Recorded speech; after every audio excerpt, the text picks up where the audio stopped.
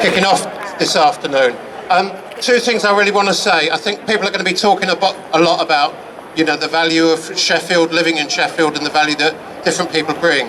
Two things I want to say is related to that, but slightly different, is that I think that all of us are kind of living where when we're trying to kind of tell stories about things, about our lives, some people are believed and others aren't. I think one of the issues about the victims of child sexual abuse, whether in Rodham or elsewhere, was that they were not believed at the start, and I think that has been very much the root of what happened and some of the kind of myths that grew out of it and the further abuse.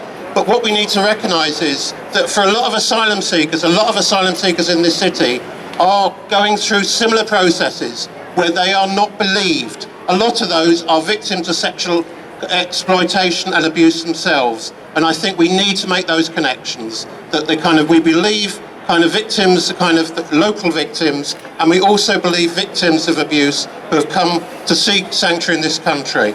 I think the second thing I want to say is that Sheffield is being built on migration. It's been originally during the Industrial Revolution, was built on people moving into Sheffield from elsewhere in the UK. Now Sheffield is is a fantastic city that I think anyone that lives here, I suspect, would agree with me on that. I think we need to recognise that has been built on successive waves of migrants coming to this city, and don't let anyone tell you different about that. Previously it was from this country, now it's still from this country, but it's also increasingly from abroad. I think that's to be welcomed, and it will continue to make Sheffield an even greater city. Thank you very much.